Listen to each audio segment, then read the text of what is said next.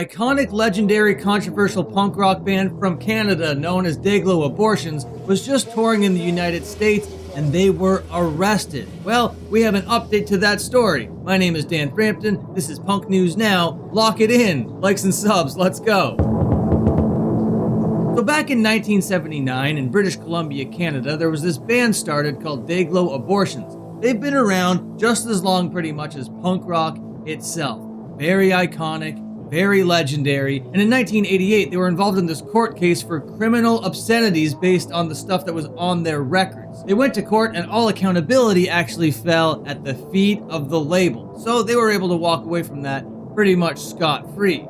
But that court case made these guys legends in Canada. Okay, I'll say it again. Iconic, legendary, controversial punk rock band Dayglo Abortions still going to this day. After all these years, they're touring down there in the United States. They did a couple spots on the Loop. They ended up in Ohio. A routine check led to a search. That search led to arrests. And according to reports online, one of the dudes, whose last name is Fiorito, okay, he was charged with either a Schedule 1 or Schedule 2 substance, which could be anything from weed all the way to heroin. It also shows that he was in possession of Adderall and Ritalin. And that's where the case sat for a couple days. These Canadian punk rockers, legendary, iconic, controversial, they're going to be behind bars for unknown reasons. But then we heard from their lawyer, and their lawyer was like, yeah, okay, we got a little bit of a search going on, and they found a little bit of stuff. Okay, yeah, a little bit of stuff was found. One of the dudes is going to get charged with drug possession. Okay, the other dude, known as the Cretin, he's the innocent one, and he's going to be released. This is a quote from their lawyer. They got stopped because there were questions about whether they had proper temporary plates. One thing led to another, and the vehicle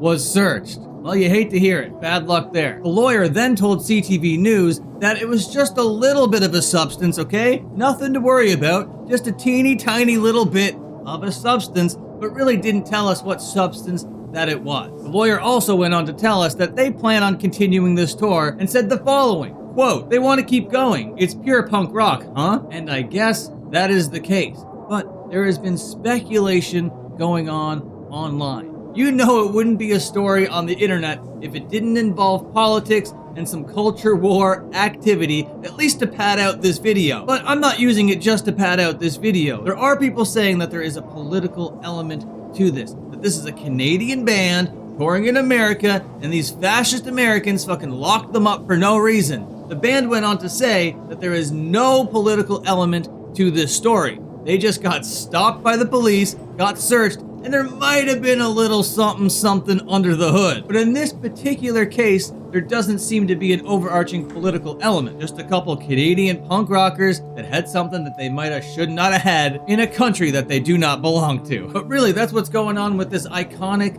legendary, controversial Canadian punk rock band Dayglo Abortions. Someone came into my comment section and made this seem like it was a really big story that might have involved like kidnapping or other type elements. And then when I looked into it, I was like, well, there doesn't seem to be any of that kind of stuff going on.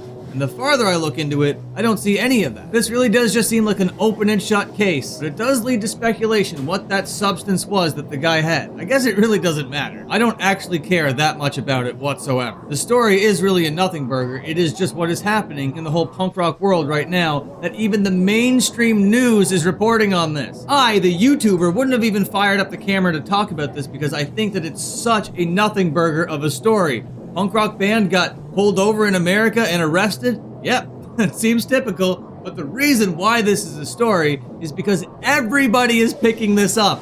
Everybody is talking about this for some reason, and it really is just for drug possession charges of a band that hasn't been relevant since fucking 1988, okay? So I guess it's cool on one hand that we're talking about iconic, legendary, controversial Canadian punk rock band Dayglo Abortions in the year 2025, but it doesn't seem to be for anything really of any substance. Schedule 1 or Schedule 2. We got CTV News covering this, we got Billboard covering this. Very strange, very weird mainstream punk rock situation going on right here. And hopefully it could lead to a couple more ticket sales for these guys out there on the road. Because Lord knows traveling around the United States as a Canadian punk rock band is not easy. And the amount of times that I just said their band name in this video alone might get this video age restricted, okay? It might get it demonetized in some way. You gotta like it, you gotta hype it, you gotta pass this thing around as much as you can. And I really don't think I can squeeze any more juice out of this story. I really want to. I'd like to make a nice